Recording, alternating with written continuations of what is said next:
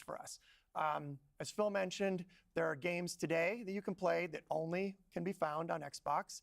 And at the same time, we want to bring more of our games to more players. So we're going to continue to look at that. Kind of moving aside, though, from some of those and thinking more about what does it really mean for the player, to me, the two key things are cross-play and cross-save. Those things allow us to deliver on the promise of Xbox, which is play with your friends where they are, play on the devices you want, play the games you want. So that is really only possible at a practical level when you know that your saves and your player are going to be able to move across all those parts. So not all of our games today are necessarily built to take advantage of that. There still will be some games that don't. As we bring more teams into the Xbox family, there's some catch up to do as we get there. But that cross-play, cross-save is like so fundamental to what we're doing, and I think is something that we as first party get such a good benefit from being so close to the platform. Yeah, absolutely. I mean, that's one of the things, like you said, all of our games are always in Game Pass. And so I'm excited to announce, with the coming together that we had with Activision Blizzard King, that Activision and Blizzard games are coming to Game Pass, starting with Diablo 4 on March 28th, which I'm super, super excited to share today. And it's all part of our commitment to make Xbox, the Xbox experience, and the games that we build as widely available as possible. So now the 34 million Game Pass members can all enjoy the fantastic experience of Diablo 4. Amazing. Can we come back to the point, Phil, you mentioned at the top, this isn't really a change in strategy for us. Can you recap for me how it isn't? Yeah, and I thought both Matt and Sarah did a really nice job of talking about what we're doing on Xbox, where we're going. If you take a platform feature like Xbox Play Anywhere, which has been a promise that we've made on our first-party games, that you can buy our game once, you're going to get to play across Xbox and Windows. I think we're the only platform that does this.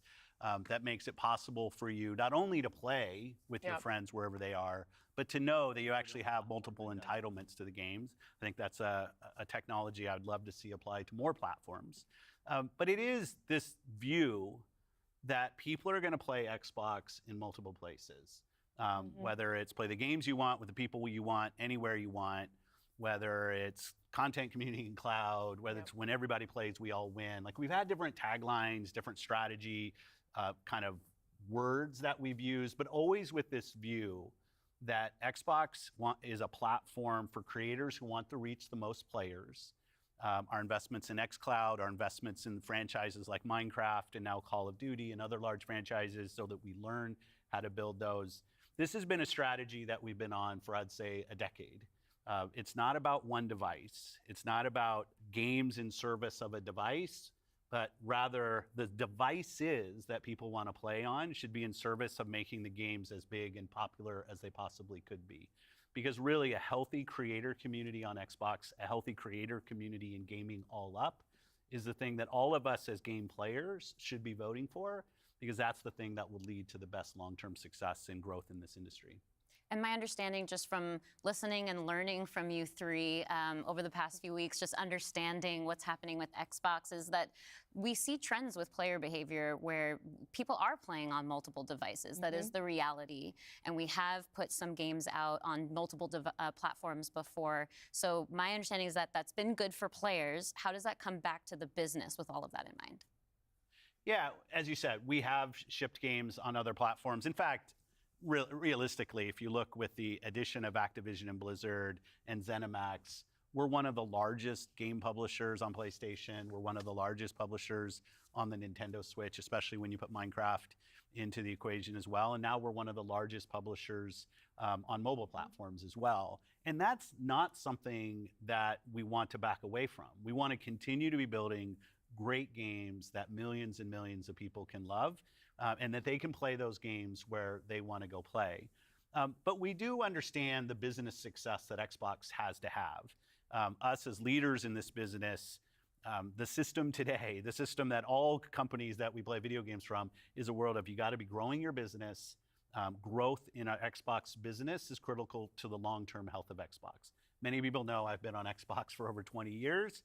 And I want to make sure Xbox is in the best position for the next 20 years. That means healthy player community, healthy creator community, and healthy business. So when we look at opportunities to allow more people to play, more people engage, more people to buy, more people to subscribe, it's all about putting Xbox in the best position. And our hardware is a critical component of that. The absolute best experience somebody has on Xbox is hardware that your team builds and that people play on. But that's not going to be everybody. We fully accepted that we're going to have Xbox players across all kinds of devices. So I think a lot of people think about 2023 as this incredible year for gaming, and in a lot of ways it was. There were some really amazing releases that I think we all enjoyed. But what were the signals behind the scenes that maybe indicated how we wanted to look at the future of Xbox and how we kind of keep up with the industry? Yeah, such a good question. And I think it's, as people who care about the industry, which I assume is people who are watching this, it was an amazing year. Some great launches, some of the games that I think will stand the test of time and people will be talking about a decade from now. But it's an industry that didn't really grow. And what happens when an industry doesn't grow? You end up with some job eliminations, which we had. We had even our own hard decisions to make about building a sustainable business for ourselves, but in no way were we alone in that. When you think about a healthy industry, I want players who believe that they will find the best games on the platforms that they love. I want people who invest their careers in working here to feel like this is a place that they can be successful. And that really is down to being part of an industry that is growing. If you listen to Lisa Su, the AMD CEO, she'll say that AMD-powered consoles are likely to decline in 2024. I think there's an amazing set of games coming in 2024, but if we don't get to growing as an industry, the industry will struggle. And today there's really two choices on how do you grow the industry. Do you say I have a fixed number of players, the players that we have today, and do I find new ways to monetize those players to get more money from the players that I have?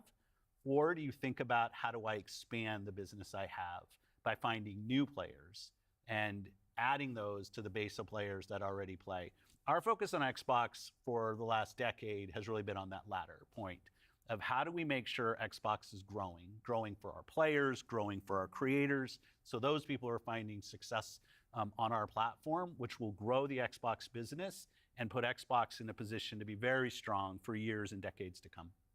Matt, earlier you were talking about these growing gaming communities, how they're incredibly large and comparable on such a different level when we think about console audiences. Like you mentioned Roblox, you mentioned Fortnite. So how are we're obviously thinking about our responsibility, our hardware responsibility is supporting the growth of gaming communities. How has that actually shown up for the players? Are there other games we can speak to from our portfolio? Well, as Phil mentioned, I mean, two of the biggest ones for us, Call of Duty and Minecraft, I mean, they are driven just from the bottom up by the communities of people that play those games, which is so great. I think about it, for the player community, it comes down to where are the friends, where are the people you play with, and then equally important is where have you built up your library of games, right? Where have you invested? Where's that library? I think those two things probably are some of the biggest influences on where people choose to play and what devices they choose to play. Yeah. When we think about, on the other side, the developer side, just any game developer wants their game to find the biggest audience possible. That's just the nature of building a game. You want people to enjoy and participate in what you've made. And I think we're in a unique position to deliver on that just because we are the platform. We build hardware, we've got a first-party games group, and then we've got a system that ties that together, that brings together your friends, your progression, your achievements, all of that. And I think that's really what has contributed to the momentum behind some of these communities. Yeah, absolutely. I mean, when you look at, just step back and you look at the history of the industry, we've moved from a place where it used to be that someone built and launched a game to accelerate hardware to actually the things we do with our hardware and with our platform are all in service of making those games bigger. And we think about that across all of the investments we make, the consoles we build, the investments we do with things like cross-play, cross-progression, the things that we're doing with cloud. How do we actually give more options to game creators so they can have the greatest success? I think one of the fun recent examples about this is actually Palworld.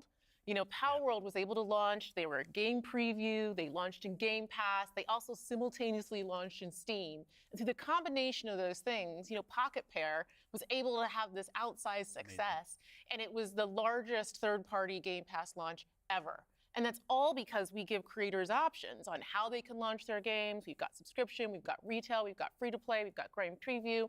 we have the consoles, we have our experience on PC, and they can access all of those things.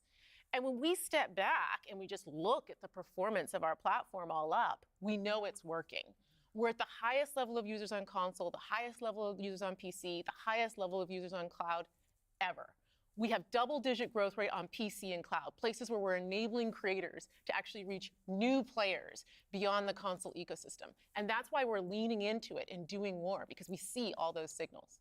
So we're talking about the role that hardware plays for creators, for the games and those communities. What about the role that hardware plays for us as a business, for Xbox? When we look at our hardware, it really is, and Phil said this earlier, it's where you get like the most flagship seminal experience of Xbox. And it also represents a developer target. Our developers can build the specs of our hardware, and we invest to make sure they know when they do that, that the games are going to run great on our hardware, but they're also going to be able to be accessed across any screen because of all the other investments we make. So we're giving them an easy way to access as many players as possible. And we actually have more creators right now building for Xbox than ever before by nature, thousands of them by nature of those investments. And we got more to come. There's some exciting stuff coming out in hardware that we're going to share this holiday. And we're also invested in the next generation roadmap.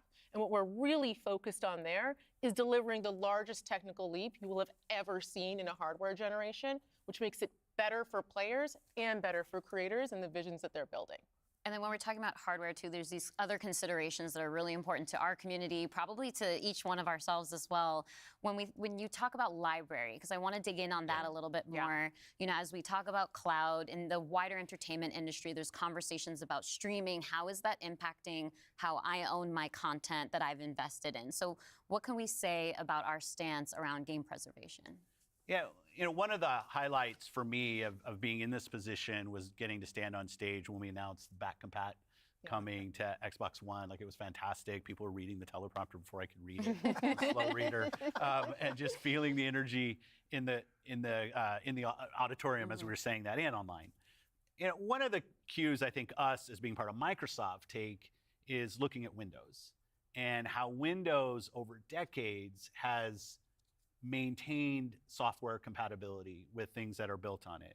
Like, I can still go back and play some of the games that I love playing on Windows from decades ago, and it will still run. And we try to bring that same view to consoles. It's harder in console because the line between what the hardware is and what the game is in consoles is traditionally, it's tighter, which makes compatibility, you end up doing these generational compatibilities that we've built. But I will say compatibility, the ability to not only play the games, but my saves are still there with our cloud save systems to try to keep the services up as long as we can so that people can play, is a tenet of what we are as Xbox. It's at our foundation. And when we look at future hardware generations and what we're gonna support, making sure that we respect, which is the word I use, respect the investments that people have made in Xbox going forward is fundamental. And the fact that you get entitlements when you buy a game from us on both Windows and Xbox also means you have the ability to play that game across a multitude of devices, which I think furthers the compatibility of the games that you own.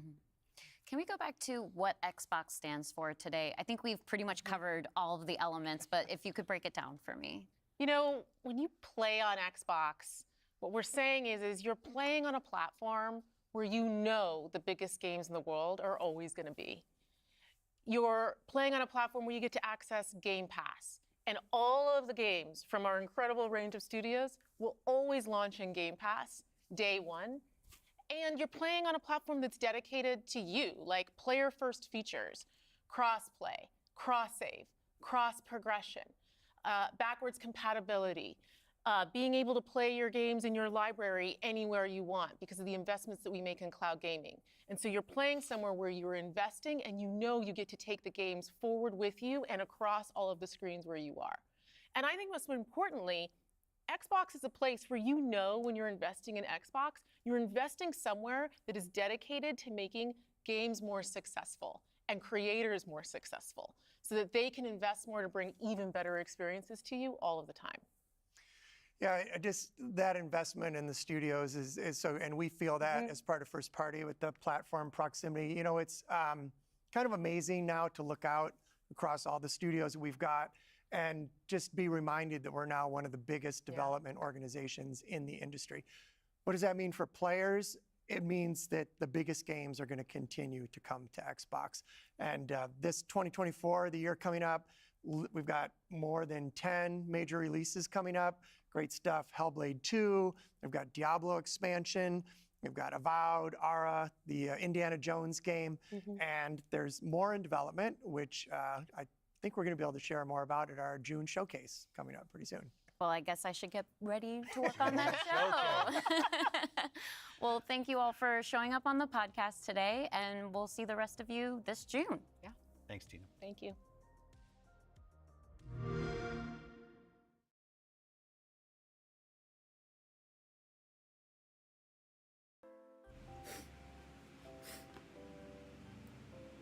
Oh. Well. So that. Let's see.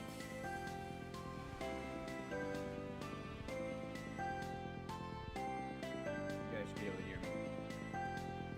So that was not what I expected. First of all, I thought it was going to be a live deal. Second of all, they didn't even answer any questions. They did what you call political doublespeak, where they just kind of give you the company answer. They don't go one way or the other. Kind of float in the water. I don't know. Me personally, I'm not really I'm an Xbox fan, but I'm not like I don't have Game Pass anymore simply because I never played it. None of the games are. The Game Pass games don't really.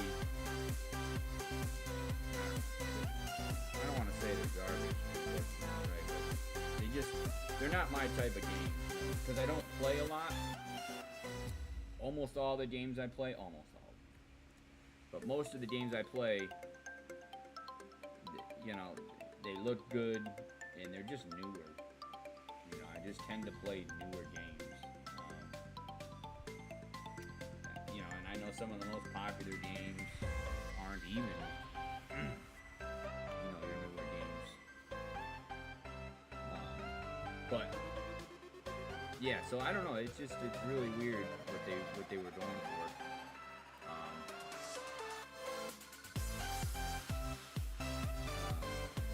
So somebody made a comment. Let me see if I can find it. So somebody on Twitter, he said that there's. Yeah, I guess I missed this part.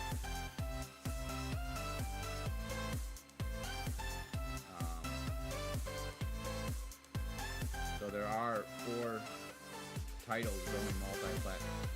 So there's 4 titles going multi-platform. Okay, you had a podcast to let us know that.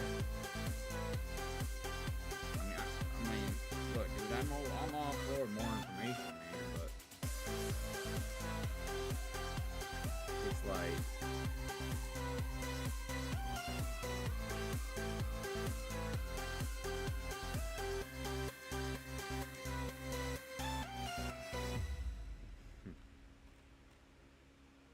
I don't know. These are funny though. So he said there are 4 games coming to Game Pass or coming to PlayStation, going multi-platform, but he couldn't name it.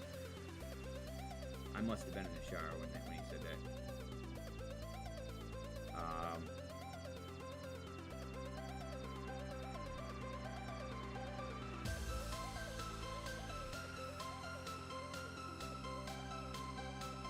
What the hell? The Day Before is back on Steam? No way, dude. Let me see if I can find it.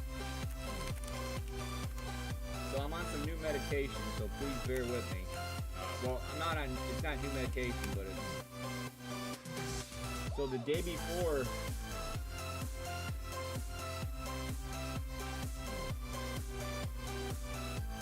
Day before is $6. So the Day Before has relaunched on Steam. That is the craziest thing I think I've ever heard. The Day Before, let me repeat myself. The Day Before is on Steam. The game that scammed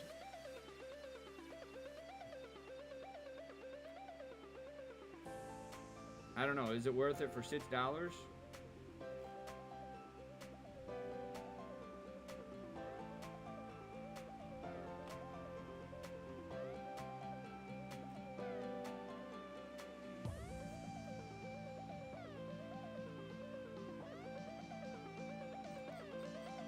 That is the craziest thing. Is this not the Day Before? Or is it... No, it looks like the Day Before, but down here the guy's saying that it's a game that's disguised as the Day Before.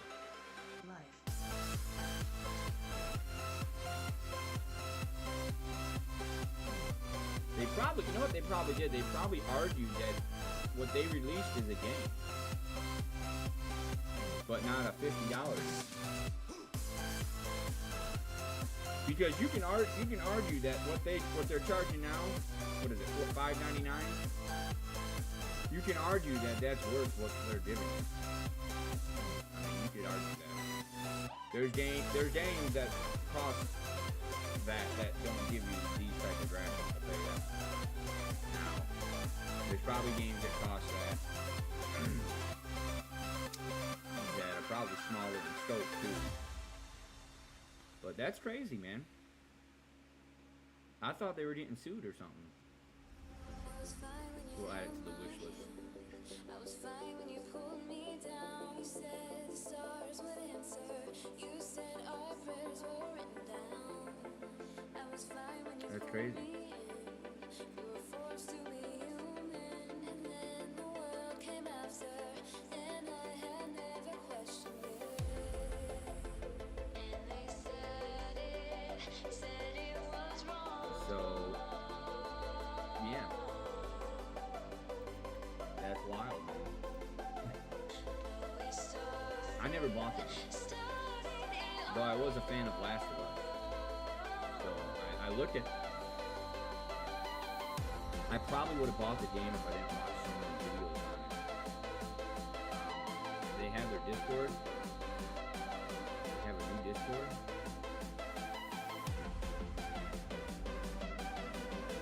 That's crazy, man.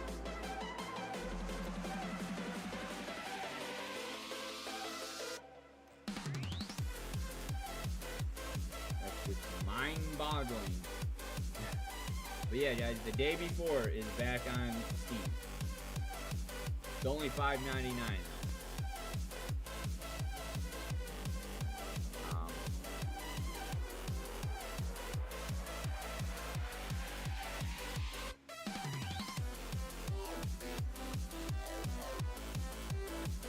So, Xbox had their whatever it was, 15-minute podcast that was pre-recorded.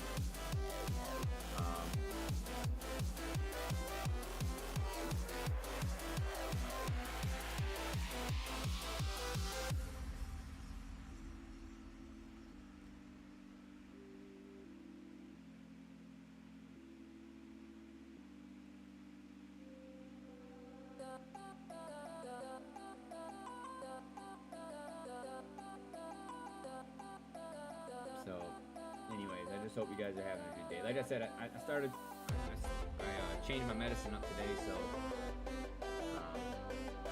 definitely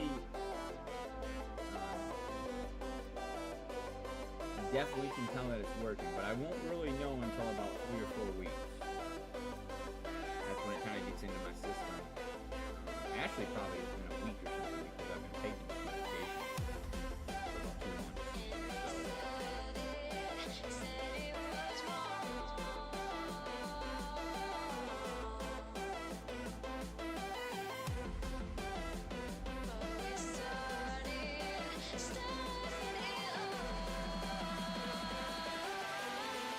So this guy always reports on different gaming news. This says the game's coming to PlayStation and Nintendo is Hi-Fi Rush, Pentiment, Sea of Thieves, and Grounded. I had no really interest in playing either of those, but I know a lot of people play Sea of Thieves. I know it's a very, very popular game.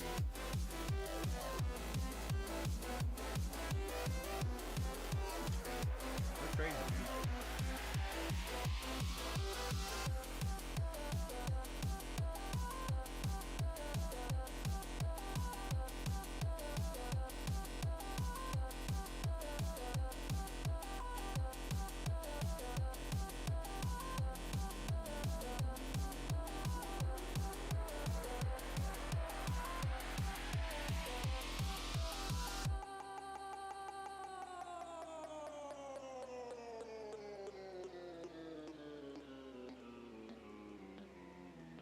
Sorry.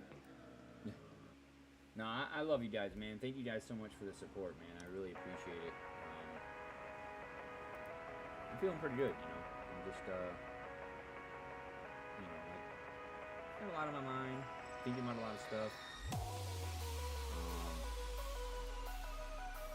Yeah. So I'm thinking about just picking up Helldivers. I don't know why I haven't bought it yet.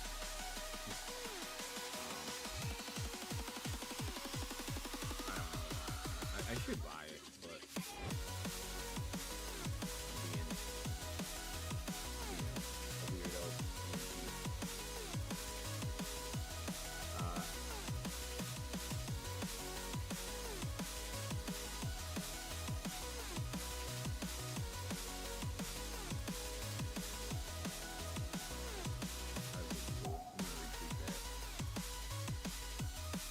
Yeah, I've never been a huge Grand Theft Auto player, but I know it's a massive, massive game.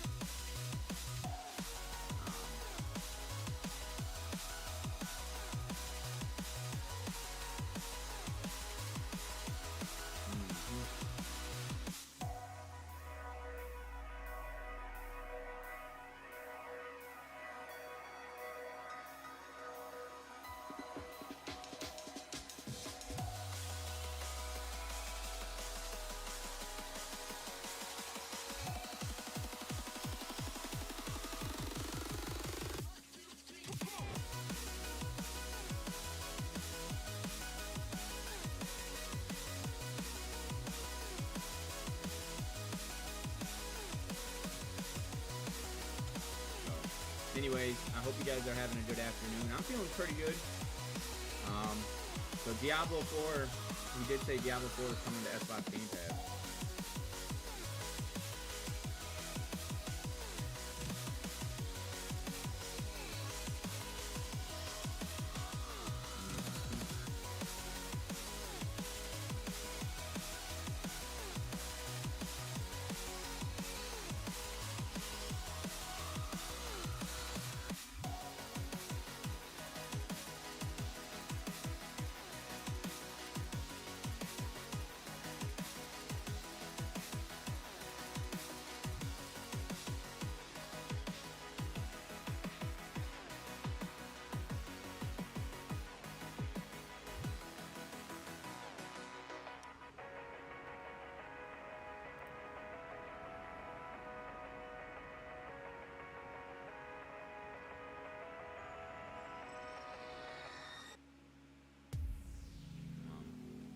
Anyways, let me try to spark some energy in myself. I'm feeling a little bit better, but like I said, I'll know in about a week or two.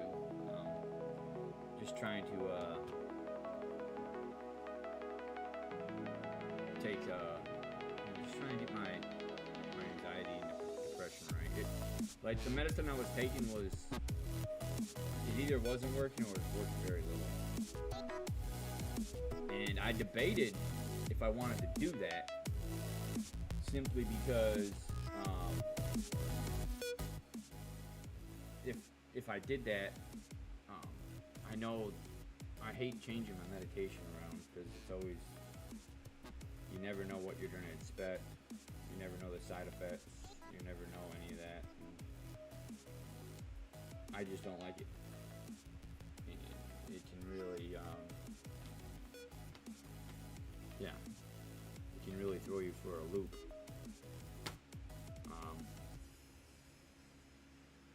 So,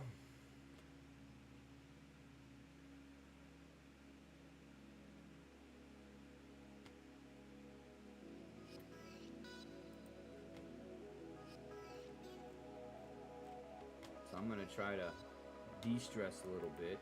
I'm feeling good. You know, I just wanted to, I wanna see if I can get into my game mode and play. Like I said, sometimes it's hard to do that. But, well, I'll just leave it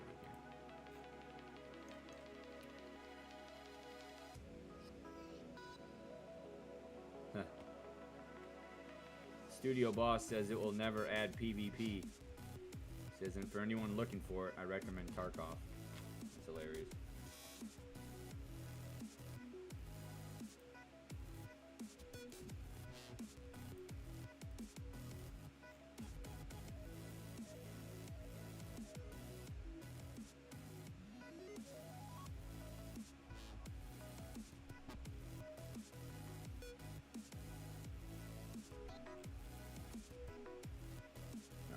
If you guys don't mind, let me try to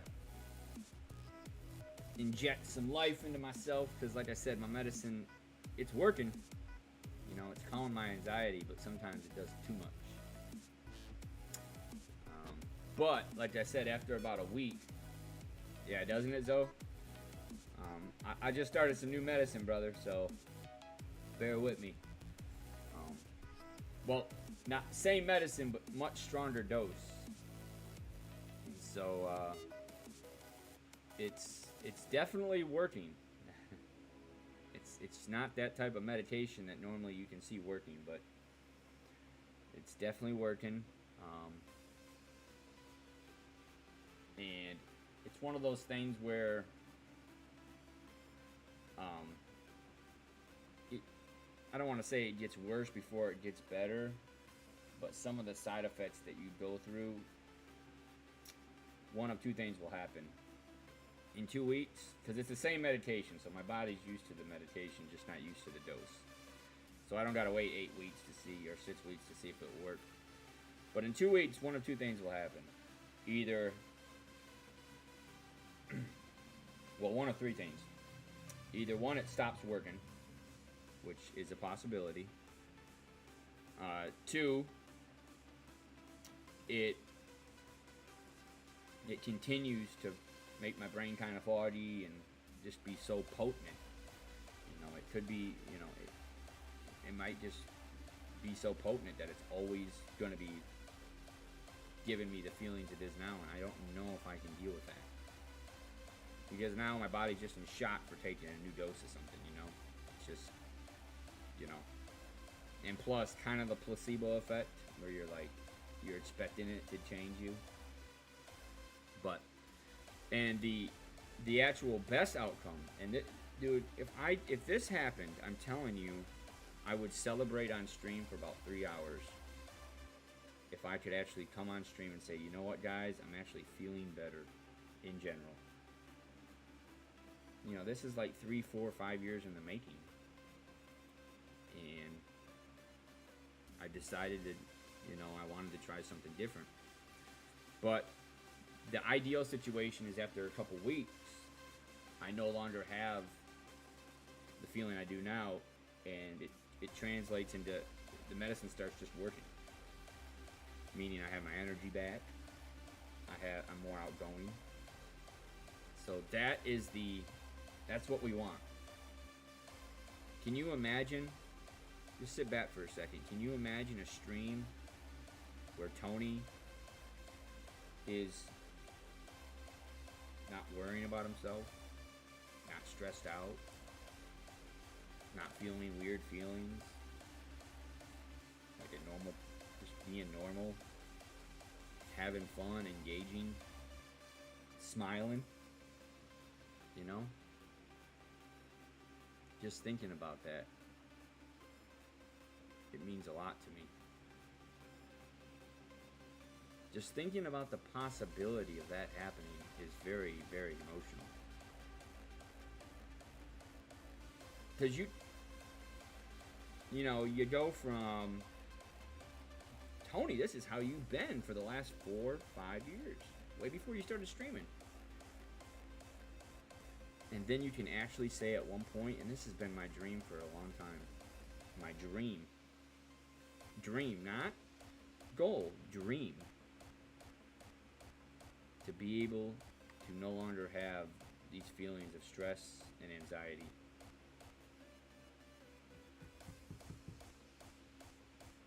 It's crazy because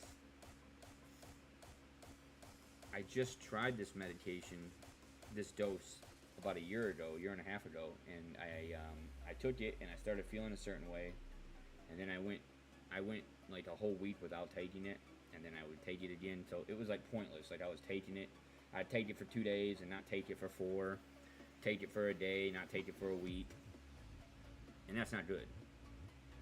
And then I gave up on it, and I told my doctor I wanted to try it again. Because I'm going to take it every day, even if I wake up tomorrow and I'm feeling good, taking it.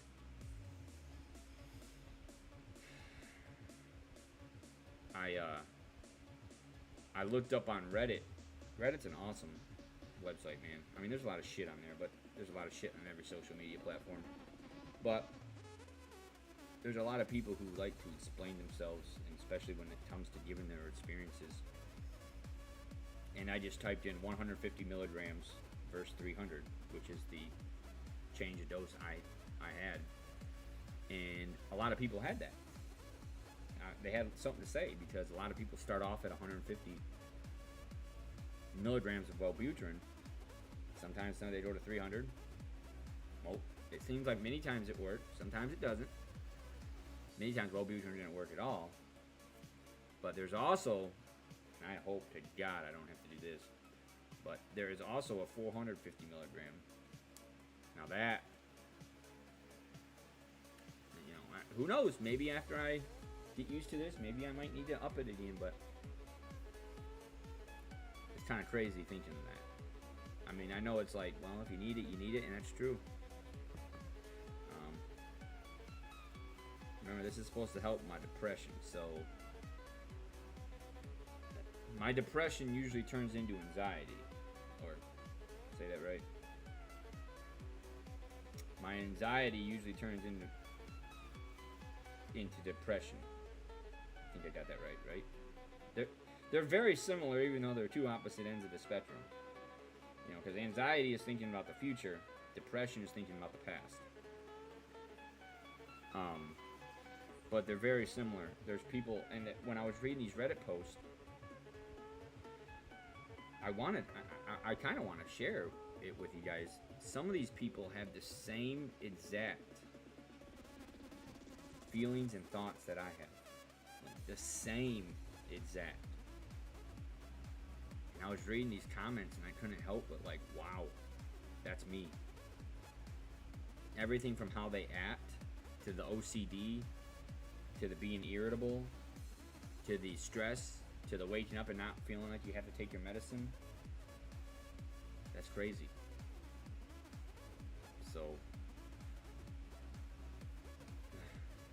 sorry, my ex-girlfriend's testing me. I just really, really want to go get past this 2 weeks thing and see if it works.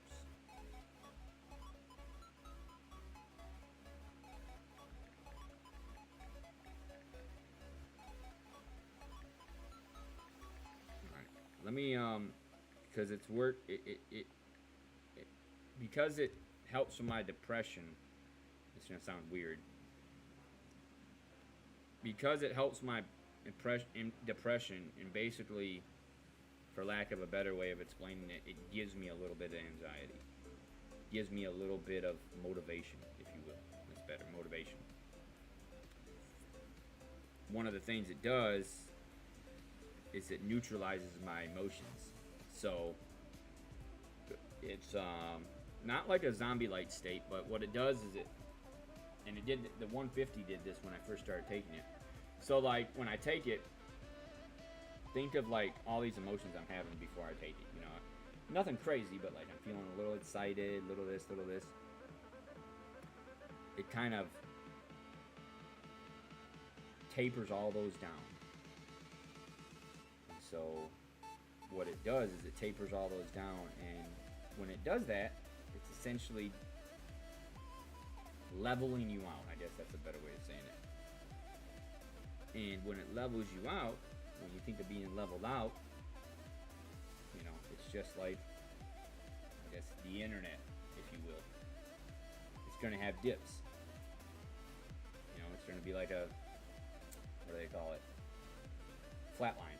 You know, you got ups and downs, but when it's the flat line, and aside from the flat line just being flat, in this case, it will actually, you know, dip down. And it doesn't go too low, but it does neutralize and generalize all your emotions. That's why you can see me really not smiling and not having all these feelings. I also know too, I can tell that it's definitely helping with my non-verbal communication. Because I didn't realize this when I talk to people, like when I talk to you guys. A lot of times I do things with my face that don't have anything to do with what I'm saying. I'm not talking about like the fidgeting and moving. I'm talking about just sometimes my facial expressions don't line up with what I'm saying. And I think now it seems like I have a little bit of better control over that. But I think again, my body's just in shock from taking the dose. Like it's just. So I'm gonna go use the restroom, put some water on my face, see how I feel. We'll go from there. So please don't hate me. I think we can get this, man. I think everything will be all right. Yeah.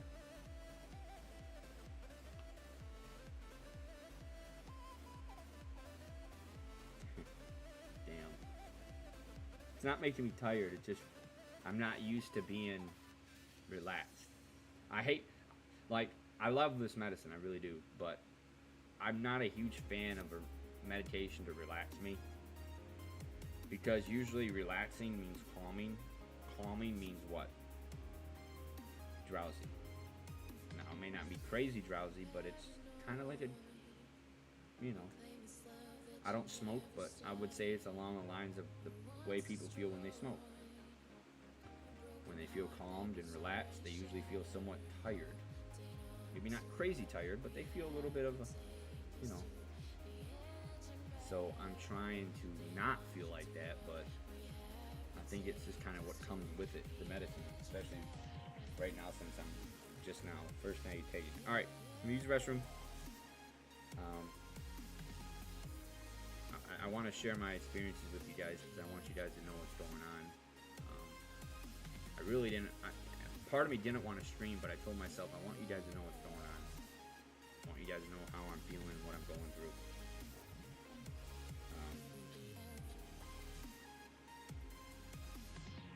Yeah, and it's not like a tired. It's just like I said this before, but like almost like a neutralizing emotions. It just takes everything that I'm having and just kind of generalizes it, puts it more on a flat line type of deal. Almost like it neutralizes everything, and then the things around me in my life are the ones that are going to determine how I feel. So it neutralizes all these feelings I'm feeling, but like I'm talking to you, in theory, talking to you is supposed to make me feel better, because I don't have anything else going on preventing me from feeling better. You know, when I play a game, if something good happens,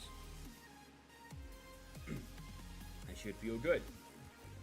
Now, the downside with that is if something bad happens, I'll regress. But the thing is that's normal, you know? When people die in a video game, they get not necessarily angry, but they get a little disappointed. That's why sometimes when I would play or something would happen that would normally make somebody be disappointed or angry or mad, it wouldn't affect me. But that was a risk I was taking because there would be times when things are going good and then my own thoughts and feelings and all that comes into play, and then I just go off the deep end. And what I mean by that, like start seeing I don't deserve it. I'm a loser. I'm a failure. So I'm just. So. All right. I'll be right back, Zoe. Let me just see if I can inject a little more oomph into me, if you will. Let's see.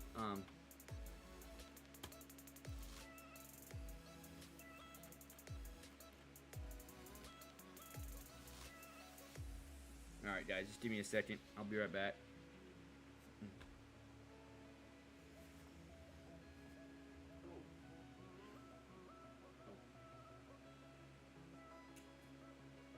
I apologize about that fan.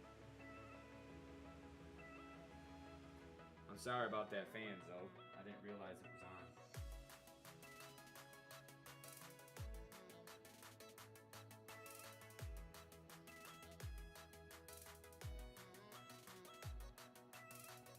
And just so you guys know, like I'm excited for the prospect of possibly feeling better, but just if you guys are wondering, there's absolutely no lights on in my apartment. And it's not even sunny outside. So, yeah. To me, that's kind of weird. Because there's this like bright spot right there and there's no sun. I like to, lately I've been doing this and I like that. That's crazy, there's no lights on. And it's not even sunny outside yet. There's this big glare. Alright, I'll be right back, y'all. Music on a loop.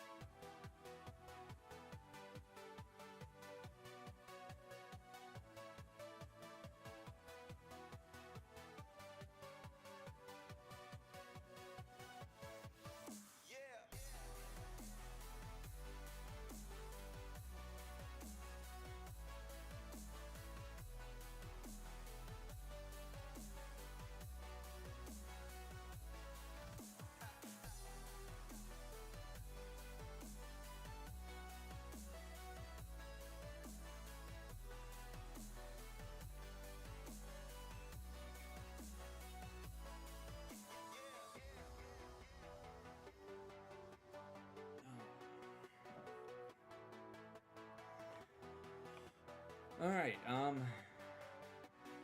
I got some drop frames. Lovely. It's probably because.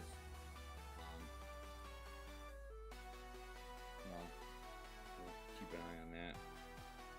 So yeah, I think I don't want to say it.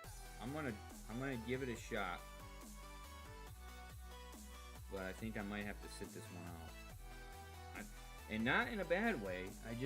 I don't want to be like for like 2 weeks, but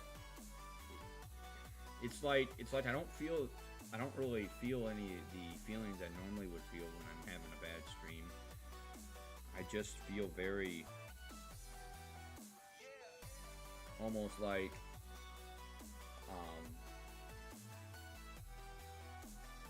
on overload. You know, like I just feel like, wow, almost like this medicine's kind of weighing me down.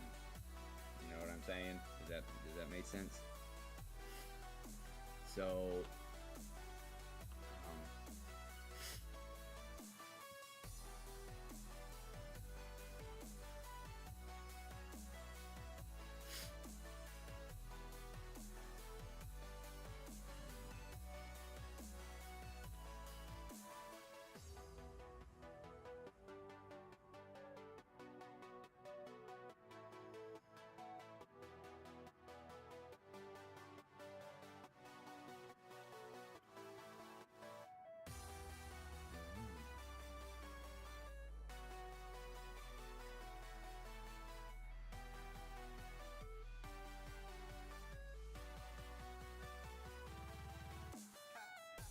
these are all the games coming to Game Pass.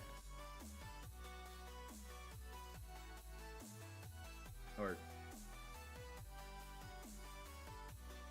yeah, coming to Game Pass, Windows, PC, and console.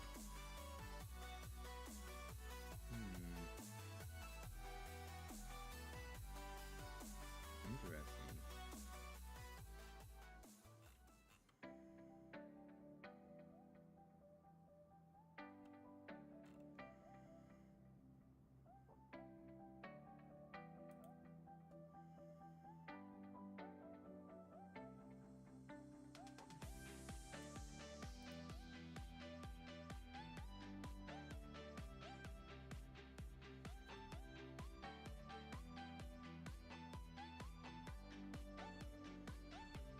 So, for those of you just joining, so I'm on some new medication, and so that's why I'm kind of like I feel better, but I feel very weighed down, and so I'm trying to. Everything feels neutral, and I've always kind of felt a little bit of anxiety because that's kind of what fueled me to do anything. My anxiety was something that just powered me to do stuff, and the issue became is my anxiety would get too high, and that's when things would start to go south. Like right now, so the medication I'm taking, it's working, but it's also giving me that like feeling when you first take a medication. So it's giving me that like, hey, your body's not used to it. So the feeling you're feeling now is not the same feeling you're going to feel in about a week. So that's good. Now the only thing is the feeling I'm going to feel in a week, that's going to be the answer, or 2 weeks, that's going to be the answer I'm searching for. And one of two things is going to happen. One is I'm either going to not like the way I'm feeling and just not like this medication at this strength, or, and this is what I'm hoping for, at least a little bit, my stress and anxiety can be solved, and I can just be less erratic, less stressed out, and just more, more upbeat. So, like I said, I feel good. Basically it's like this, like it's neutralizing my emotions, but it doesn't neutralize my thoughts. So while I feel calm, I still got thoughts racing through my head. So it's kind of confusing because usually the thoughts racing through my head would would cause me to be emotional, like either depressed or anxiety. But it's not doing that. However,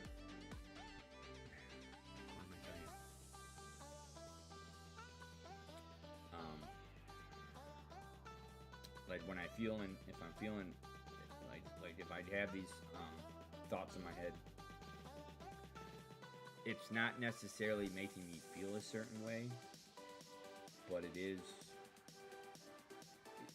having an impact on my motivation. So like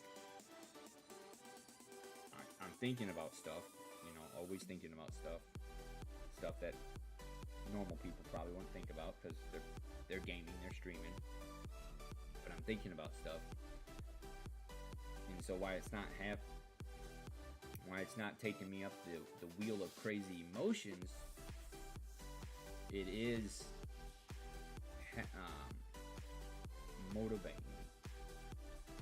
So, or unmotivating me. It's like it's either motivate me or unmotivate me. So it's like, even though I'm not having these strong feelings, it's kind of, I'm on the fence with like, okay, can I stream while feeling like this?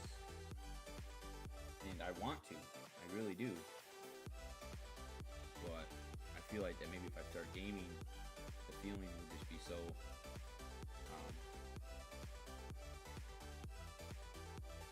prominent that I won't be able to enjoy myself. So I'm gonna try to.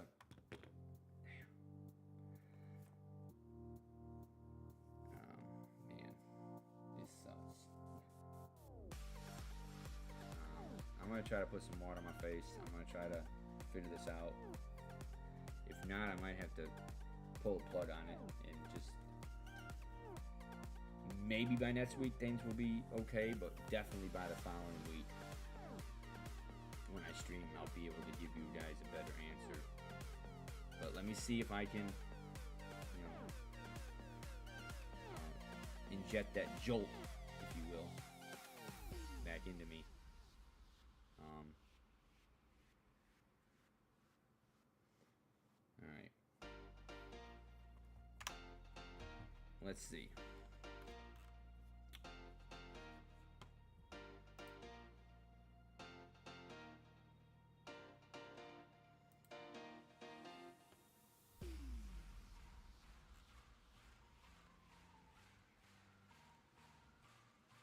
So like the feeling I have, I guess it's kind of a placebo effect, but like knowing that I'm on a newer dose and that things can get better. Hey Ben, knowing that I'm on another dose and things can get better, the prospect of things getting better.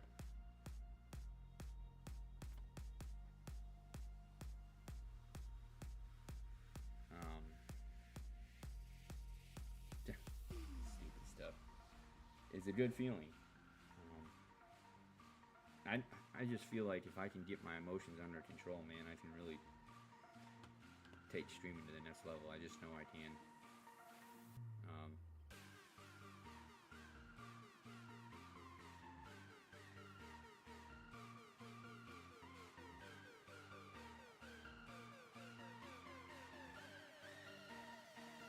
So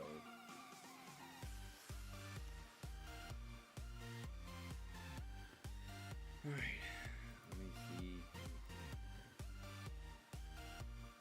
All right, guys, if you don't mind, I'm gonna try to, I guess, kind of wake up. Like I said, I'm not tired, but I'm just like, all my feelings and thoughts are just neutralized. So, like, it's good for you guys because I'm not acting erratic, but kind of a personality change for me. Because what I've tried to do, like when I had problems, I've tried to embrace my anxiety and my problems. The problem is it gets out of control. you guys probably already know this, but like I try to embrace my extreme anxiety, my depression, and I try to use that as a fuel to just get better, and then have this belief. What up, Mike? Have this belief that, like, eventually things will calm down, but we all know that doesn't usually happen. What up, Mike? I just so I'm not starting new medicine, but I'm on a much higher dose of medication, and so I'm not. And I said this earlier. I'm not like drugged up or anything like that.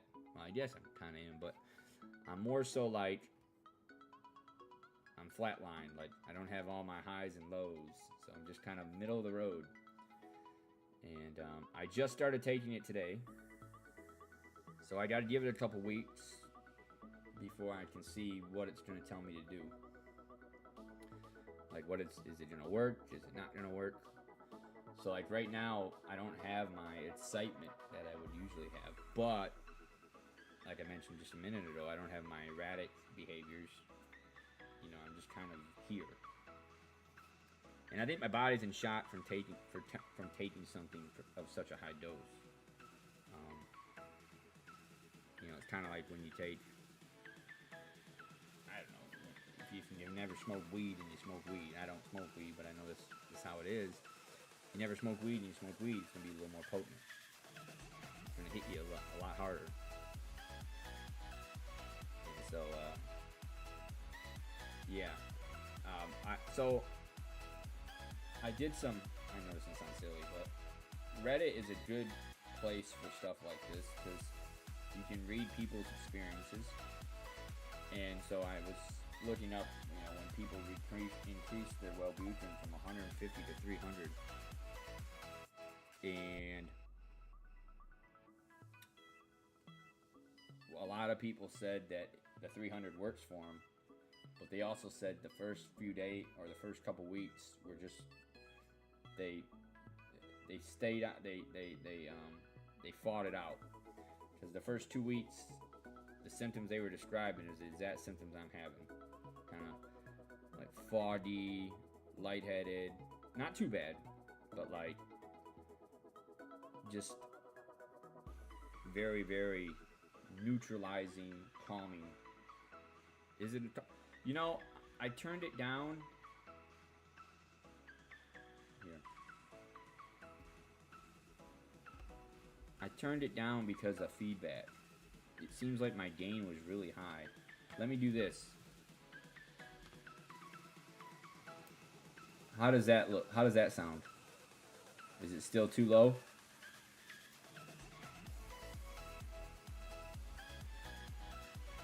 I think it's just, I think my computer being on is just being picked up by the mic, but it's not affecting anything. That's good? Okay. So I had my gain on 5. So I have 8 little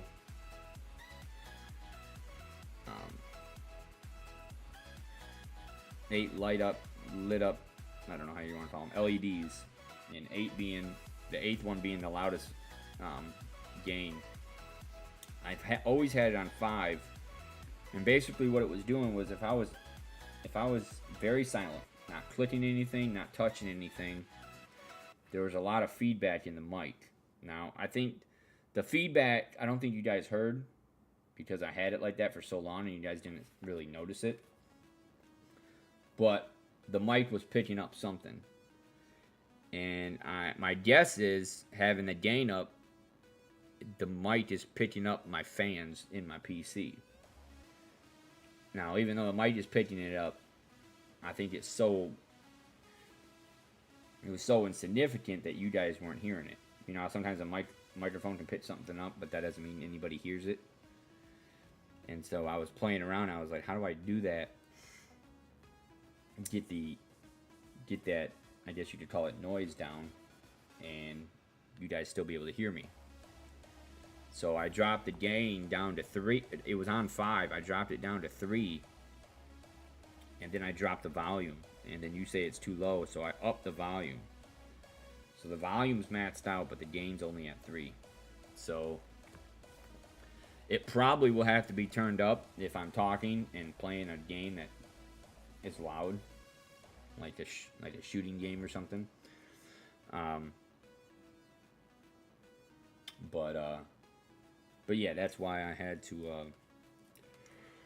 That's why I was messing with it. So again, I'm not tired, believe it or not. I'm not used to feeling this calm, you know? And I always used to tell myself, I don't want to take medication that changes who I am. But then I think about that comment, and I think to myself, well, if I don't change any if my medication doesn't change who I am, I'm never going to change what I do. Because I look at the person I am as my personality.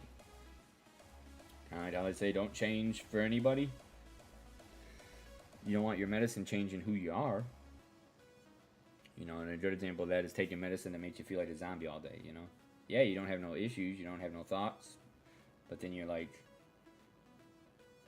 in, you know, a shell of your inner self. So, well, I thought to myself, well,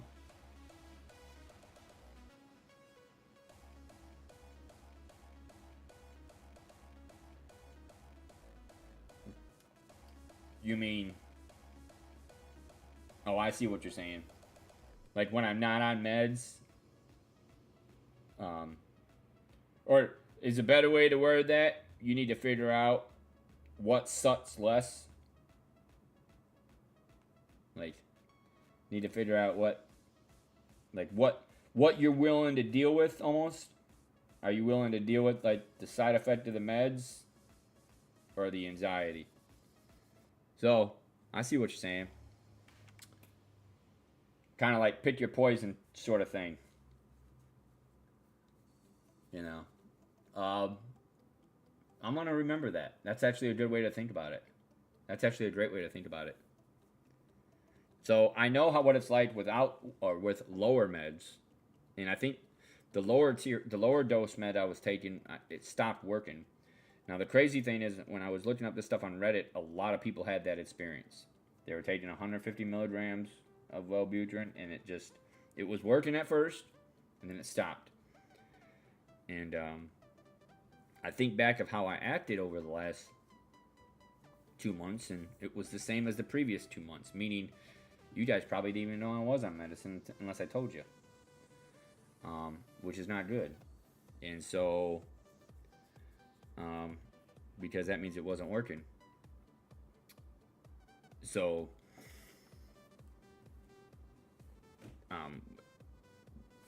people were saying that, hey, it didn't work. And so when they took the 300, they realized that, hey, okay, their body's getting adjusted to it. I guess that's a better way to explain it than honeymoon period. But body's getting adjusted to it.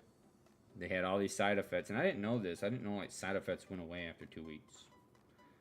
I thought side effects were just what you dealt with while taking the medication. I didn't realize they went away. And it's kind of like things have to get worse before they get better, sort of deal. And so, fast forward to now, and that's the boat I'm in. 150 stopped working, so I'm taking the 300. So yeah. But I'm going to think of it like that. That's a good way to think about it. So in 2 weeks, I'm going to I'm going to wait till I'm not working, because that's problem is not when I'm working. If I don't take my medicine when I'm working, it don't matter. I still feel good. The changes are minuscule, just because it gives me a structure and I like it. I like my job. So, but in 2 weeks from now when I'm streaming, so I got next week, I'll have Wednesday and Thursday, maybe Tuesday night, depending on how I feel. And then the week after, I'll have Tuesday, Wednesday, Thursday. And that Wednesday, Thursday area, I'm going to be able to assess, okay, how do I feel? Because you see me yawning.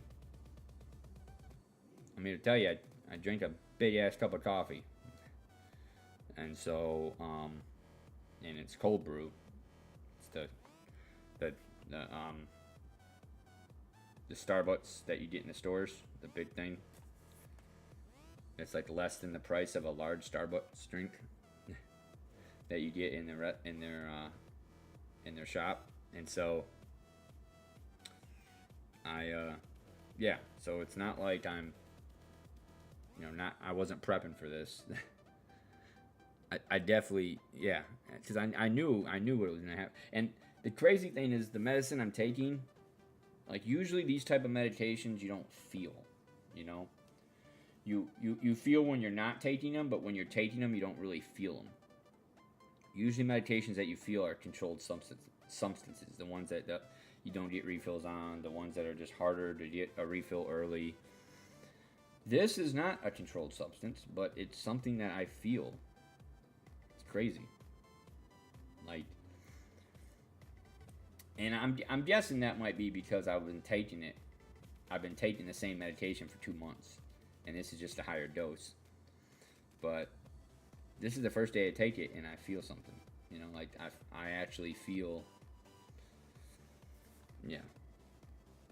I feel weighed down, but not in a bad way. I just feel like. So, I'm gonna try it one more time. I'm gonna try to see if I can. I'm actually, what I'm gonna do, I'm gonna put some water on my face. And I'm gonna try to do a stretch, because I know sometimes when I'm working and I stretch in the middle of my shift, I tend to get some energy doing that. Like, I just tend to be a little more woke up. So I'm gonna try that. If not, we'll take it from there. But I really, really want to feel. Yeah, I want to feel upbeat. I really do. I don't like feeling the way I do now. But again, it's the new medicine. You guys probably can't even tell that I'm on medicine. So, be nice if you can, because then I know it's working somewhat. Even though the way it's working now is not what it's going to be doing in 3 weeks. Because my body will be used to it, so. But, I should have asked you guys that before I told you I was taking my medicine. Does it look like I'm taking medicine? But, alright. So give me a second.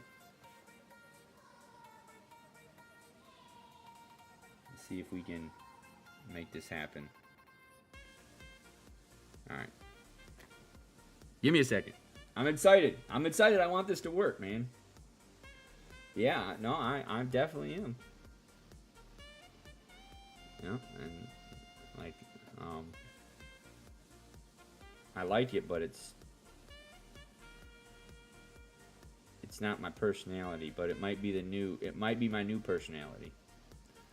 What's up, Verbose?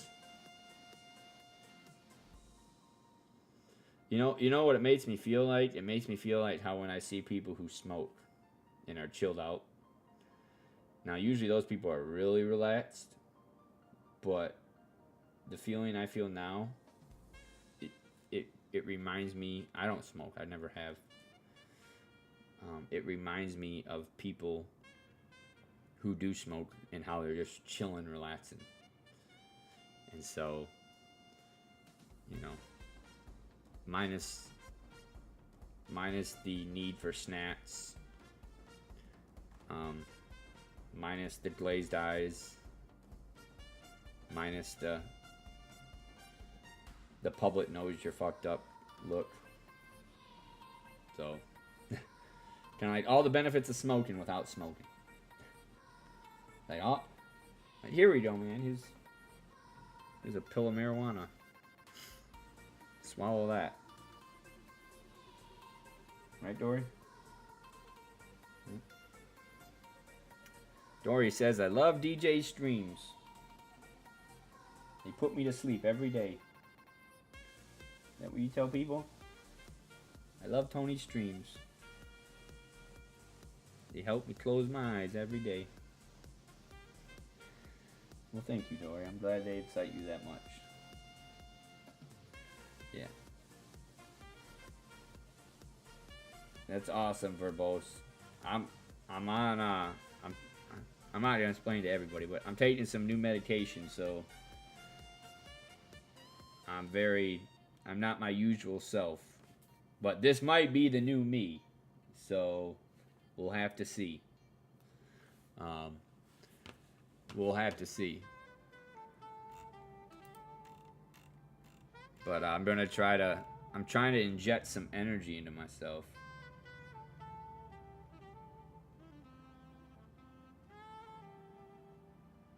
What's your bad news?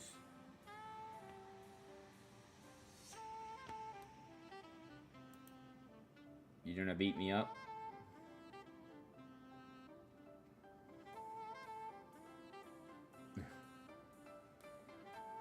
That's awesome, brother. Dude, you were on 50 and you're on 1 now? Your Rockstar account got hacked into? Can you get it back? You gotta email customer support?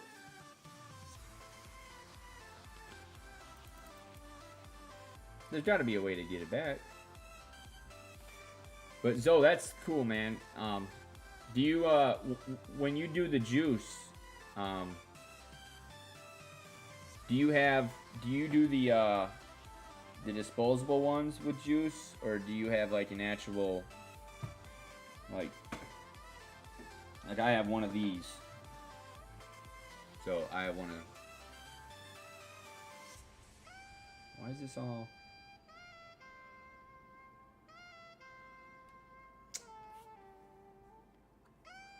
I gotta wipe it down. It's all nasty. So, yeah, I don't know why it's all wet there. Hold on, let me wipe that down.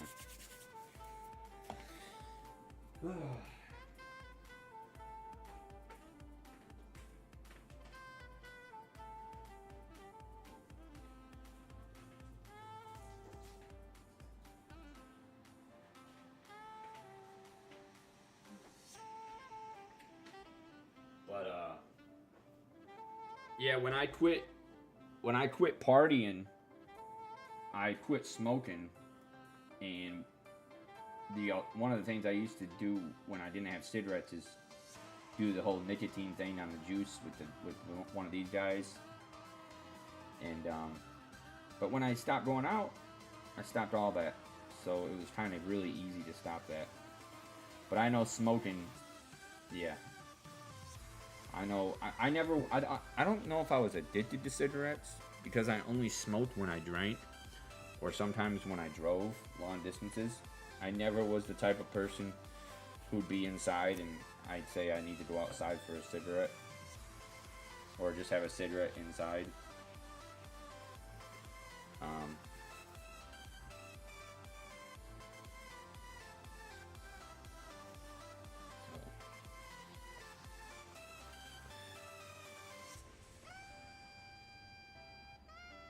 Oh, right on. So you fill it with juice? It has a tank that you fill? That's awesome, brother. Dude, that's so cool, man. And when you get that juice, when you do the juice, did you, and I just realized this, I didn't know they had juices that actually taste, that actually are just menthol, similar to cigarette taste. I thought all juices were like flavored stuff. But I was in the smoke shop and they said they actually have juices that like taste like a menthol cigarette, taste like a red cigarette. I do, but I haven't played at that, if that makes sense. Like, I'd have the game open and I'd be talking to you guys for like 3 hours. So it's not actually 30 hours of playtime. And at least 5 of those hours were me getting smoked and not really progressing in the game. Because I'm not even that far in the game. Like, I think I'm only like 15% in the game or something.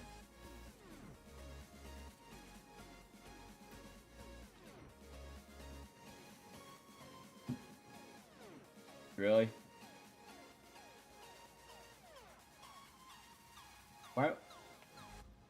I mean, a Newport menthol though is tough, man. What is it? That and Marlboro Reds, those are the strongest, right? Usually, when people want something strong, those are the 2 types of cigarettes. I don't know if there's something new out there.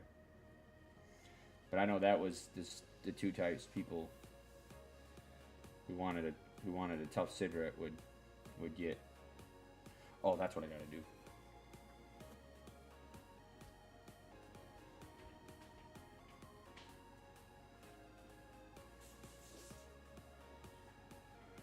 So here's what I'm gonna do. I'm gonna chat with you guys, but I'm gonna try to. Here's what I'm gonna do. I'm gonna chat with you guys, but I'm gonna try to see if I can kind of inject a little bit of life into myself, if that makes sense. How many hours do you have, Verbose? You probably have like what, 300 hours? You Verbose, you probably have more hours in Dying Light than I have in all my PC games combined. Is that right? 66 hours.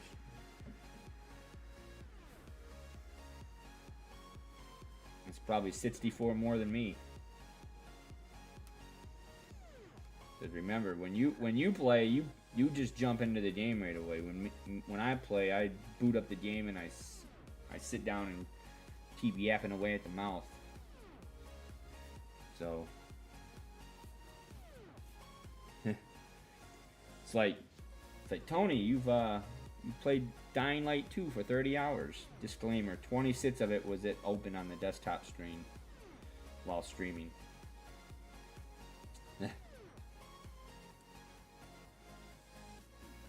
It's like it's like I was talking about that game Dragon Age or Like a Dragon Infinite Wealth, which I find that title extremely hilarious. I don't know why, but I find that hilarious. Like, just say that to yourself. Like a Dragon Infinite Wealth. I don't know. There's something about that title that's hilarious to me. But, anyways, people were saying, oh yeah, if you want to play this game, you got to play all these other games. And, you know, I don't know if it's just me, and I'm not great at video games, but when you tell, it's like, if you tell somebody to watch a movie before they see this movie, okay, that's, okay, you spend 2 hours, watch this movie, then you watch this movie. When you tell somebody to play a game, that's not like watching a movie. The movie's going to take 2 hours, no matter what. Whether you eat, you don't eat, whether you watch the movie, whether you're fucking during the movie, whether you're sleeping during the movie, whether you're smoking a bowl during the movie. It doesn't matter. The movie's going to take 2 hours. When you play a game, okay, there's variables there. And one of the variables is you're playing the game. Okay, so if I want to play this game, and you guys are all recommending I play all these other games, I mean, how much fucking time do you think I have? I mean, I'm pretty much sure these games don't take an hour. I mean, I'm guessing they probably take a good 10-15 hours. And I don't know, maybe it's just me that I think that, but that's crazy. Now, there's like 4 or like 6 or 7 games before that Dragon Age, Like a Dragon, I don't know why I say Dragon Age. That's an actual game too, but Like a Dragon Infinite Wealth, there's like 7 games before it. But I guess there's only like 2 you need to play. But the crazy thing is the 2 you need to play if you want to understand the story are like massive games. They're like huge games. Like they take time. So I'm thinking to myself, okay, I want to play this game, but you're saying you want me to play this game first, which I would, but like I said, like how much time do you think I have? Like I said, I don't think that game's gonna take only an hour.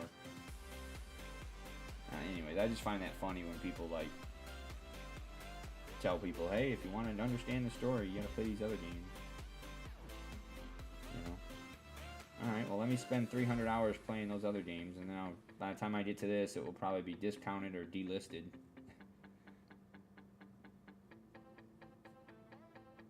don't know. I never pay attention to story in video games, anyways. I'm too busy trying to figure out how I'm gonna die next. All right. Anyways.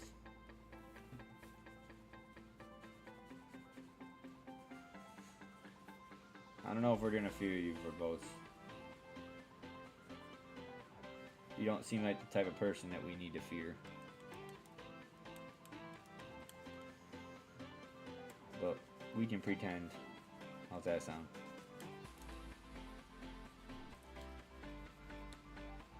Never in my life did I think to be streaming polishing my vape. What a fucking weird day this is. Alright. Dory, what are your thoughts? Say, Dory, what do you think about today? Say, Dory, how do you think the stream is doing? Oh, so you have so many good thoughts to share, you don't even know where to start? Ah, I see. Now that's what we'll go with. You have so many good things to share, you don't know where to begin. You're speechless. Well, thank you, Dory. Thank you for everything you've done.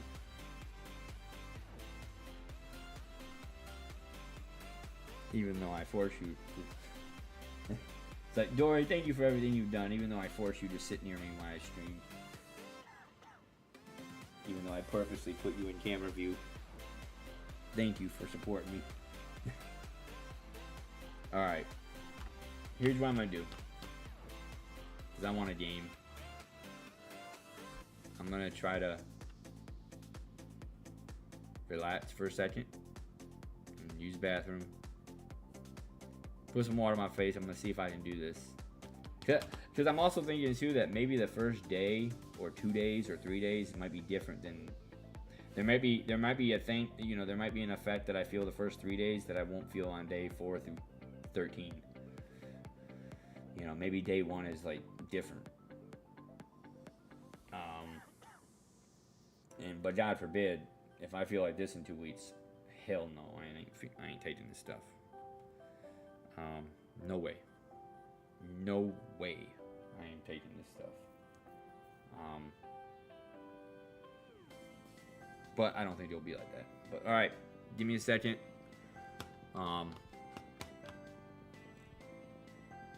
Let me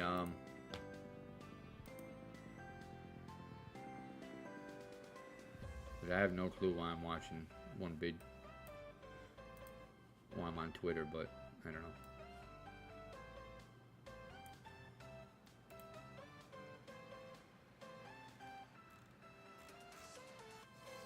Alright, I'll be right back. I'll be right back.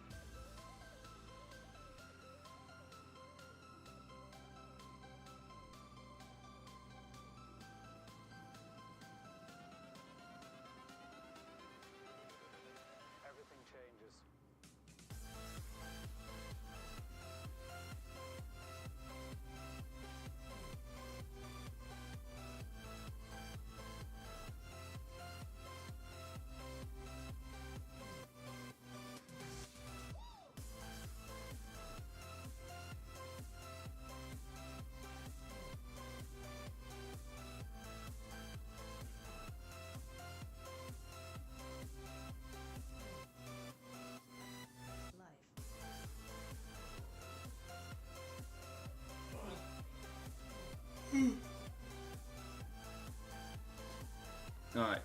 So I'm gonna try to do some stretches. Nothing crazy. I'm just gonna try to see if I can see if it'll help me kind of wake up a little bit. So I think this is the first time actually that I wanted to stream, but I know it's definitely the new medicine, but it's definitely making it a little harder to stream. But there's a small part of excitement that wants to play. You know, I want to play something.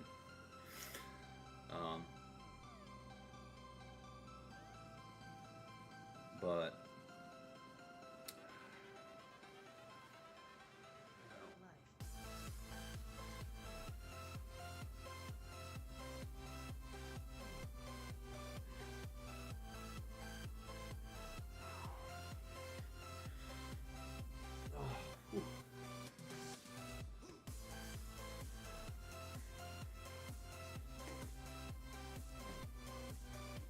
Alright, Dory, come on, do some stretches with me. Come on, do some stretches. Come on, don't be lazy.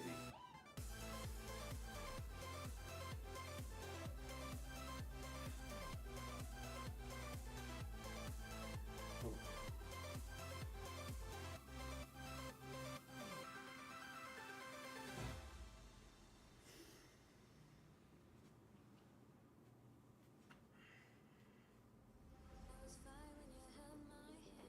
I was fine when you pulled me down. You said the stars would answer. You said our prayers were written down. I was fine when you pulled me in. We were forced to be human, and then the world came after, and I had never questioned it. And they said it was wrong. We started it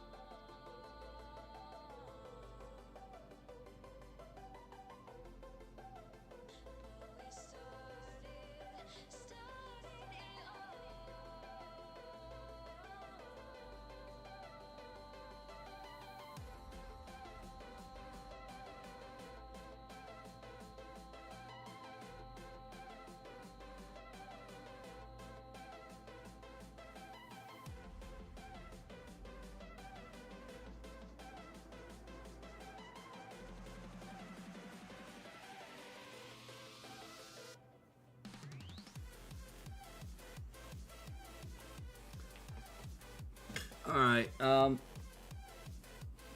what's up, Nick? So, I think I'm gonna like call it a stream just because I feel good. It's the first day I'm taking some medicine and got work tomorrow. I just don't feel, I don't want to say like I feel myself. I just don't feel. It's a big shock for me. So.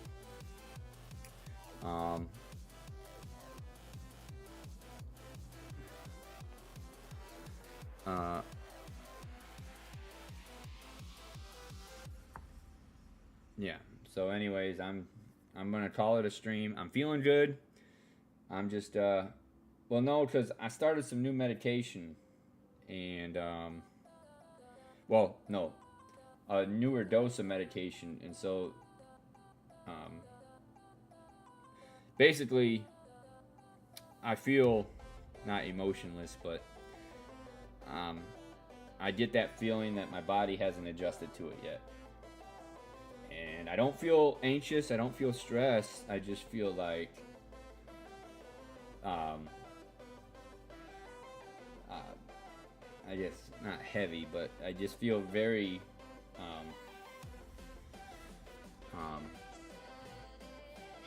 don't know how to say it. Like almost like I just kind of not my usual self. Like I don't have the feelings and emotions because when I would game, when I would stream, my anxiety is something I've always used for positive. I've always liked to use my anxiety for something good. Well, that would eventually turn bad because then I'd be using my anxiety for something good, but then sometimes my anxiety would get out of control and then it would turn into like depression and stress.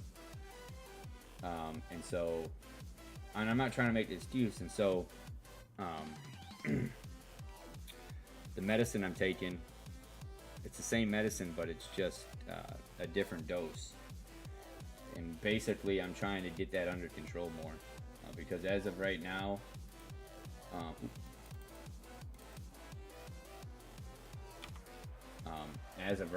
it's just very like it just gets out of control, you know. Because the last 6 months, I've had some just really weird thoughts, and I don't like that. And the idea behind this is that hopefully, in 2 weeks, the side effects will subside, and I'll ultimately feel better, and I'll have my energy, I'll have everything that I used to have, but everything will just be more under control. I don't know that if that will be the case. The current medicine I was taking just kind of stopped working. It's basically the lowest dose you can take, and so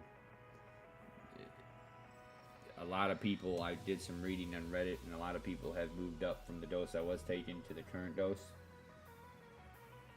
Yeah, no, you're right, and I like that, but believe it or not, it's almost like, you know how like I want to game, like I want to play, but I just don't think, like I could go into a game now, but the reason I don't want to is because I don't think that would be myself. So like I could do a just chatting stream now, but I don't think I would. I think it would be fun, but I don't think it would be as fun.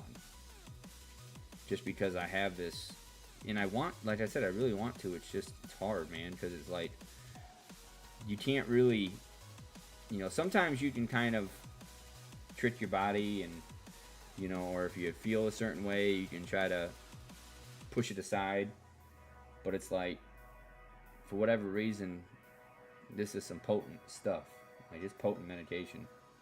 It's not controlled substance either. It's like, but it's a medication that when you take it, you feel it, where most medication is like, you don't necessarily feel the medicine, or you feel it over a long term, but then you would feel it if you stopped taking it. But this medication, like I just started the new dose today, and I think the other problem with that is I took my first dose at like 1 o'clock, 1:30.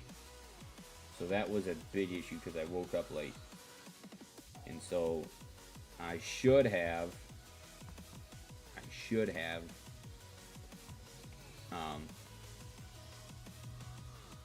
I'm doing a little bit better. No, there's a story behind that. Oh yeah, you guys can't see the Facebook messages, can you? So I'm multi-streaming and I have Facebook open, and for whatever reason, the Facebook message is supposed to be on here, but they're not. And I don't know why, but they're supposed to be. But anyways, I'll answer that question real quick. But yeah, so I'm not trying to make excuses, but yeah, that's kind of where I'm at right now. Is like, I just want to, you know, I just feel, you know, I should have woke up early and taken this at like 8, 9 in the morning. So like basically, then by now it might not be the same. So because I took it at 1, I'll have a better idea at around 8 how it would make me feel in the afternoon. Because that'd be 7 hours. If I took it at 9, that means around 4 o'clock. You know, it might not even change. It might be the same all day, which I find, I don't think it's like that. Though I will say that if I do feel like this when I'm going to bed, I'm going to fall asleep a lot easier. But I don't want that. I don't want anything to like, yeah.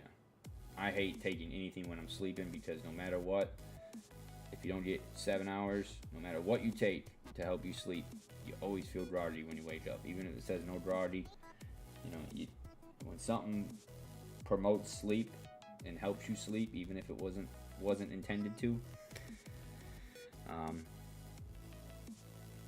Unless you get 8 hours, I think that it's still going to affect you.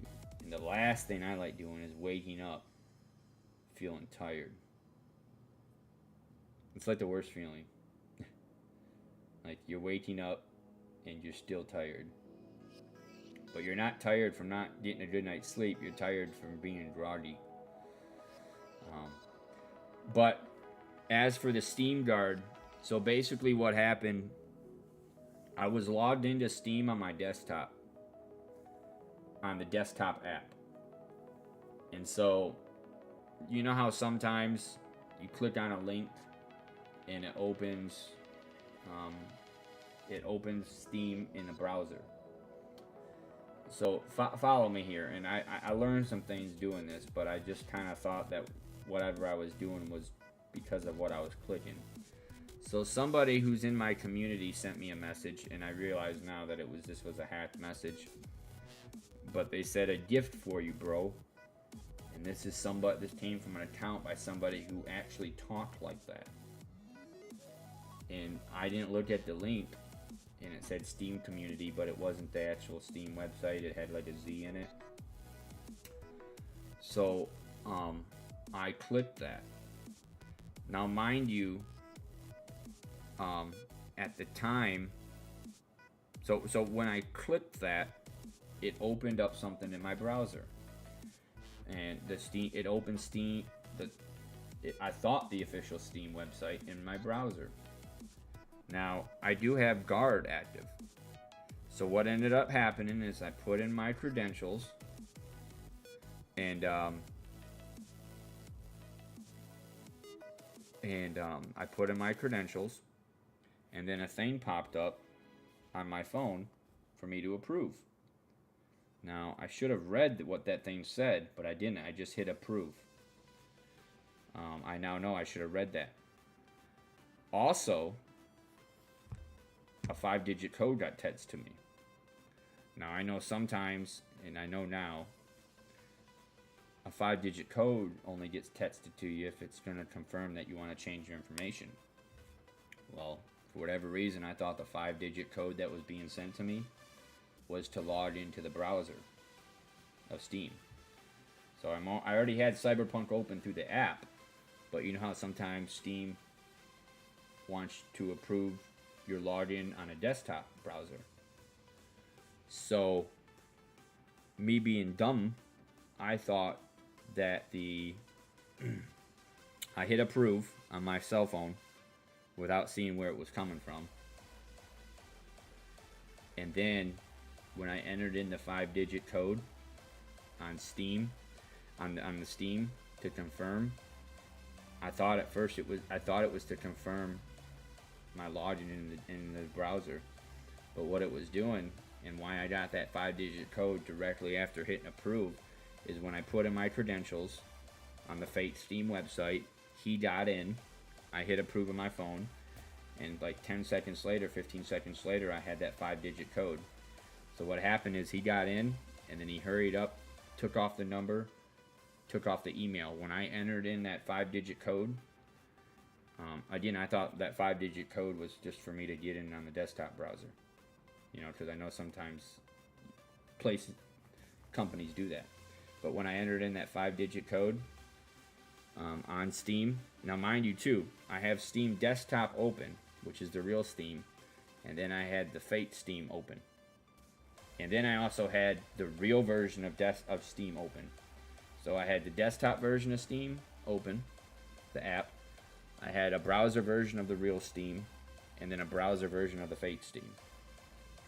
So when I entered in that 5-digit code on the real Steam website, because I had multiple, when I entered that in, that was to have my number removed and my email removed, and my email changed. So I didn't think much about it, because I didn't really look, and I thought every window I had open was the official Steam website. And I thought the 5-digit code and hitting approve was just to kind of confirm that I was who I was. I didn't know at the time that the 5-digit code gets sent to you, text to you, and you fill that in whenever you want to remove info or change password. So I tried so at the time, right then, I tried logging into Steam, the actual Steam, and it didn't work. I was like, what the fuck? And so I closed out. Mind you, Cyberpunk was running in the background. So this person got into my account. They removed my email and my phone number, but Cyberpunk didn't close. So desktop app still logged in. I didn't click anything on the app, so maybe if I would have clicked something on the app, it would have taken me to the login screen. But the Cyberpunk was still open. The window was still open on the bottom browser. So I closed it because I was like, I'm going to close this and figure out why I can't get into Steam. And then I still didn't know that I had the Fate Steam browser open. I still didn't realize that. So I went to the Steam Discord and I said, hey guys, I can't log in. And ironically, this is Tuesday around 7 o'clock. What do they do on Tuesday night? Maintenance. So the guy said, they just finished with maintenance. Give them a couple minutes. And so I said, okay. And again, I didn't realize that I had a Fate Steam window open. I just didn't realize that. I didn't realize that I input my credentials in a Fate Steam window. I didn't notice that. It was just like it. So I told the Discord, I was like, yo man, I can't get in. I think I've been hacked. And sure enough, Steam sent me, someone in the Steam Discord sent me that automated bot message. Hey, if you've been hacked, do this. And, you know, I had to fill out info and stuff. And later on, in about 5 hours, 6 hours, they sent me and it was hacked. And during that time I was waiting, the Discord pointed out, actually, no, I was streaming. Wait, was I streaming at the time? No, I wasn't streaming at the time, but so the Discord pointed out about that there was a Z in Steam community. So that's when I realized, oh shit, I should have paid attention to that. Then when I got my password back and everything, I think I went live. This is the weird thing. So when they got into my account, they deleted all my friends list. They deleted all my friends from my list. They also, that message I got that I thought was from a Steam friend, an actual buddy, and I knew the username, so they sent that same message from my account to all my friends. And so, and the thing is so I found this later after I got it back. No, I found this out later when I started streaming, and I realized my account was hacked. So later on I started streaming, and I didn't have an answer yet from Steam. And so people came to my stream and saying, Tony, did you send me this? Did you send me this? And I said, oh, fuck, they're sending a message. Now, here's the kicker with that is the people that the people that were sending me, that were on my stream, asking me if I sent them that, they know I would have sent them that. Because I would actually send somebody a gift card. Because the message was a gift card for you, bro. And so, that made it more damning because they know that if they read the link, they would see that it wasn't the right link. But they know that I would send them something. And so, I was like, oh, fuck. Because I didn't, because I am generous and nice, they probably thought that probably made people more susceptible, more likely to click on the link. And I don't think anybody did, but even if they did, they still would have to input their information. So if they looked at the website and seen it wasn't the real Steam, it wouldn't have mattered. But that's how my account got hacked. So it was just bad timing as I was trying to confirm my login on the browser. At that same time, I got that message pop up on Steam messages that, you know, and I know now that if I buy you a Steam gift card or buy somebody a Steam gift card, I can't send you a link that would take you directly to that gift card. Like, I can't send you a link that would say, hey, you have a gift card, if I actually bought you one. So it would either show up in your notifications or just show up in your wallet. And I say that because, you know, sometimes you can buy a gift card on Amazon and you can text message a default message to somebody or email and say, hey, you know, you can custom the message, but you can text it to somebody or email it and they can click on it and it will pop up the gift card, you know. So it's not totally out of the realm of possibility, but that's what happened. That's how my Steam got fucked up. Now I got it back, but like I said, the only thing they did is they wiped my friends list. So, you probably left before I finished the story, but I'm sure there was somebody who listened to it.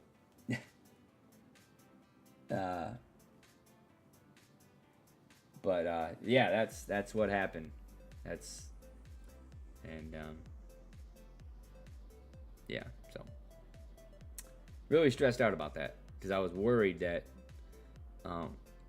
he would need my 3-digit code to buy anything, so I wasn't really worried about that, but I was just worried that I guess they could uninstall the games or something. But the guy on Steam Discord said they were probably going to sell my account. Whenever they sell an account, they always wipe all the friends on it.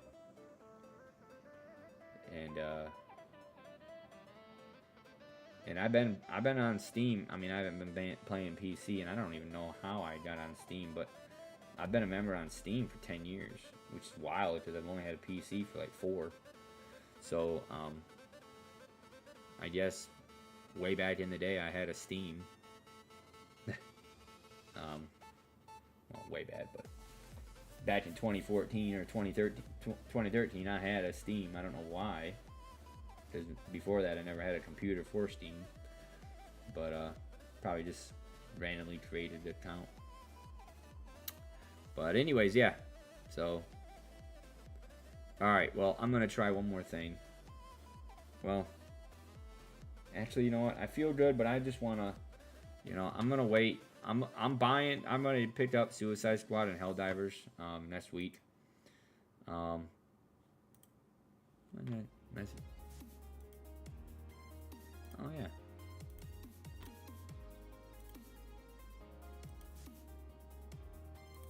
But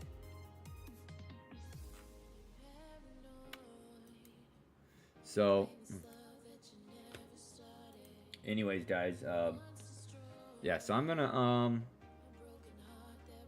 I just wanted to let you guys know what's going on. Definitely gonna be back streaming.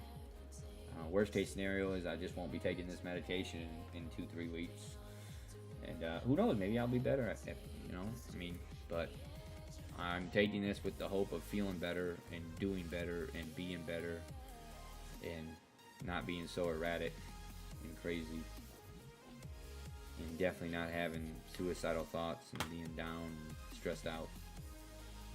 So yeah, who knows, maybe after I eat I'll feel better, but I just want to let you guys know how I'm feeling. And yeah, we'll take it day by day. So I love you guys. Thank you guys so much for everything. I'll probably be working tomorrow through Tuesday, so, but who knows, I might stream later on tonight. Like I said, I just feel so different right now. So in a good way, my body's got to get used to everything. So I hope you guys aren't upset, but I appreciate it, brother. I'm feeling a little bit better. Just trying to get used to my new medicine that I started taking today. So I'll have a better idea in a couple weeks. You know, in about 14-15 days, I'll be able to figure out if it's the right stuff. And all right, guys. You guys have a good one. Take care, y'all. Peace.